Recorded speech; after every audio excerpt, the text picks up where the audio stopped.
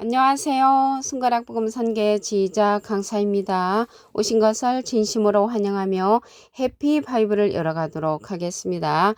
오늘 증거드릴 말씀의 제목은요. 715강 이 사람들은 물 없는 샘이라는 제목으로 하나님의 말씀을 나눠보는 시간을 갖도록 하겠습니다. 베드로후서 2장 17절을 보시게 되면 이 사람들은 물 없는 샘이요 광풍에 밀려가는 안개니 저희를 위하여 캄캄한 어두움이 예비되어 있나니 라고 말씀에 기록되어 있습니다. 오늘 제목의 말씀에 보면 물 없는 샘이 나왔는데 이 물 없는 샘은 사람을 이제 상징한다는 것을 알 수가 있겠습니다. 그래서 이 물 없는 그러한 자들이 누구냐면 그 앞에 기절 베드로서 2장 16절에 보시게 되면 자기의 불법을 인하여 책망을 받되 말 못하는 나귀가 사람의 소리로 말하여 이 선지자의 미친 것을 금지했다고 했습니다. 그래서 불법으로 인해서 미친 선지자를 말하는 것인데 여기 물 없는 샘에서 물에 관해서 한번 알아보도록 하겠습니다. 요한복음 4장 14절을 보시게 되면 내가 주는 물을 먹는 자는 여기 예수님께서 주시는 물을 먹는 자는 영원히 목마르지 아니하리니 나의 주는 물은 그 속에서 영생하도록 솟아나는 샘물이 되리라.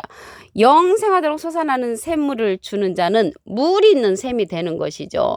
그래서 여기에서 물은 말씀을 상징을 하고 영생하도록 솟아나는 샘물을 주는 자는 참목자, 물 없는 샘은 거짓 목자들을 상징한다는 것을 알 수가 있습니다.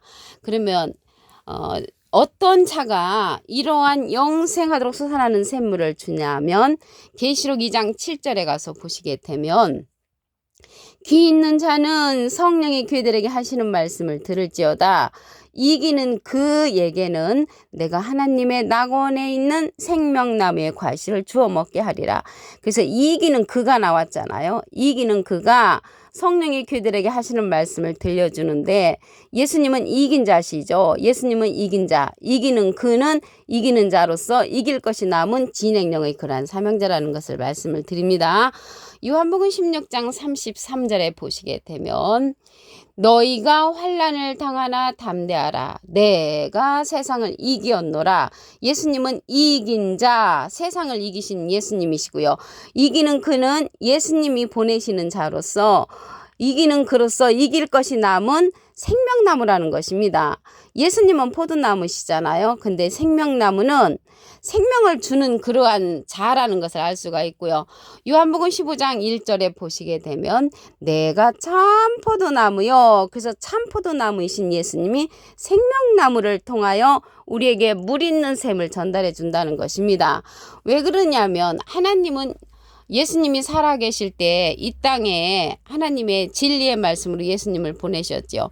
예수님은 참포도나무로서 생명나무를 우리에게 보내주시는 것입니다.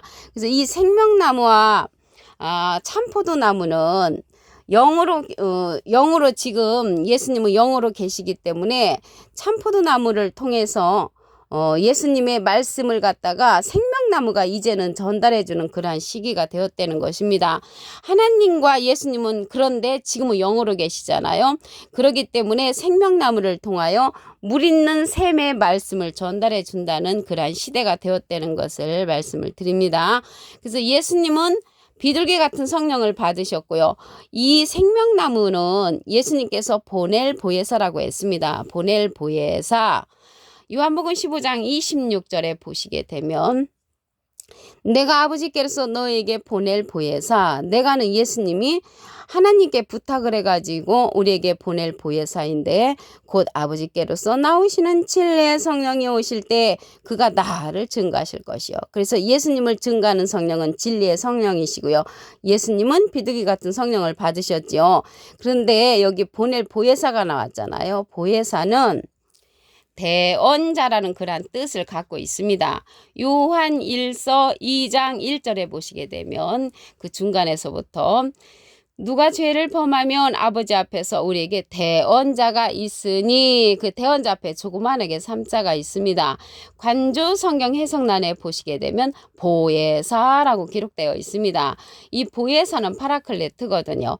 헬라어로는 파라클레토스로 곁에 파라와 부름받은 클레토스란 말의 합성어로 도움을 주기 위해 곁에 부름받은 자, 사람을 상징한다는 것을 말씀을 드리고요.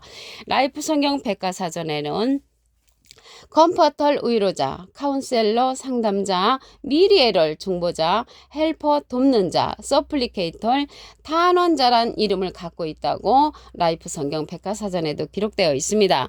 근데 여기 말씀에 보니까 보넬 보혜사라겠잖아요.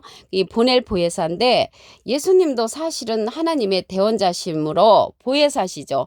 그런데 예수님이 보내는 이러한 보넬 보혜사는 또 다른 보혜사라고 했습니다.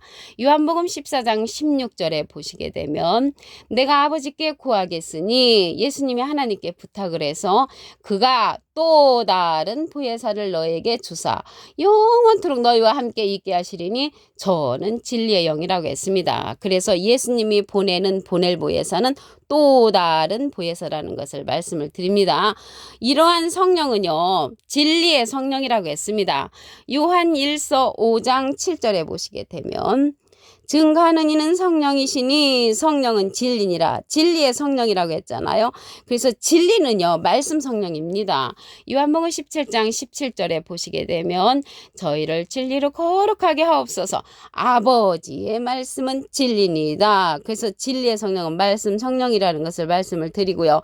계시록 2장 7절에 보시면 귀 있는 자는 성령이 그들에게 하시는 말씀을 들으라고 했잖아요. 그래서 이 시대는 진리의 성령의 말씀을 듣는 것이, 이 성령의 말씀을 듣는 것입니다. 성령이 시대적으로 사명이 있는데 방언 성령, 예언 성령, 지식 성령은 패한다고 고린도전서 13장 8절부터 보시면 기록되어 있습니다. 계시록 7장 17절을 보도록 하겠습니다. 이는 보좌 가운데 계신 어린 양이 저희의 목자가 되사 생명수 샘으로 인도하시고 하나님께서 저희 눈에서 모든 눈물을 씻어주실 것이라고 말씀에 기록되어 있습니다. 근데 보좌 가운데 계신 어린 양하고 지금 그리스도는 보좌 가운데 계신 것이 아니고 하나님 우편에 앉아 계십니다. 히브리서 10장 12절에 보시게 되면 오직 그리스도는 죄를 위하여 한 영원한 제사를 드리시고 하나님 우편에 앉으사, 하나님 우편에 앉아 계신 분은 그리스도시고요. 보좌 가운데 계신 어린 양은요, 이 어린 양은 계시록 14장 1절에 보시게 되면 시온산 어린 양으로서 그 이마에 어린 양의 이름과 아버지의 이름을 쓴 것이 있다고 했습니다. 그래서 어린 양의 이름과 아버지의 이름은 그리스도의 이름과 하나님의 이름을 가진 자로서 이 보호자 가운데 계신 어린 양은 두 이름을 받았고요. 여기 그리스도는 하나님 우편에 계시다는 것을 말씀을 드립니다. 그날에 가서 더러움을 씻는 셈이 열린다고 했습니다. 스가랴 13장 1절에 보시게 되면 그날에 죄와 더러움을 씻는 셈, 그날은요 로마서 2장 16절에 보시게 되면 사람들의 은밀한 것을 심판하시는 그날로 기록되어 있습니다. 더러움을 씻는 셈이 열리는데 이 더러운 셈을 씻는 셈이 다윗의 족속과 예루살렘 거민을 위하여 열린다고 했습니다. 예루살렘은 스가랴 8장 3절에 보시게 되면 다시 택하는 예루살렘으로서 진리의 성읍을 이제 상징을 하고요. 더러움을 씻는 셈은 스가랴 13장 2절에 보시게 되면 만군의 여호와가 말씀을 하시는데 그날에 우상의 이름을 이 땅에서 끊어서 기억도 되지 못하게 하신다고 했고요. 거짓 선지자와 더러운 사기를 이 땅에서 떠나게 하신다고 여호와께서 말씀을 하셨습니다. 베드로서 2장 17절을 다시 한번 보도록 하겠습니다. 이 사람들은 물 없는 샘이요. 물 없는 샘은 사람을 이제 상징을 하는데 광풍에 밀려가는 안개니 저희를 위하여 캄캄한 어둠이 예비된 자라고 했습니다. 이러한 자들이 불법을 행하는 자들인데 마태복음 7장 22절에 보시게 되면 주님의 이름으로 선지자 노릇하고 주님의 이름으로 귀신을 쫓아내고 주님의 이름으로 많은 권능을 행했는데 주님께서 말씀하시기를 불법을 행하는 자들아 내게서 떠나가라고 했습니다. 그러한 자들은 물 없는 샘이라는 것이죠. 물에 관해서 말씀을 보겠습니다. 요한복음 4장 14절에 보시게 되면 내가 주는 물을 먹는 자는 영원히 목마르지 아니하리니 나의 주는 물은 그 속에서 영생하도록 솟아나는 샘물이 되리라. 그래서 예수님이 주시는 영생하도록 솟아나는 샘물은 물 있는 샘이고요. 물 없는 샘은 영생하도록 솟아나는 샘물이 없는 자를 말씀하는 것입니다. 그러면요, 예수님이 이 세상에 오셔서 말씀을 이제 증거하고 지금은 영으로 계시잖아요.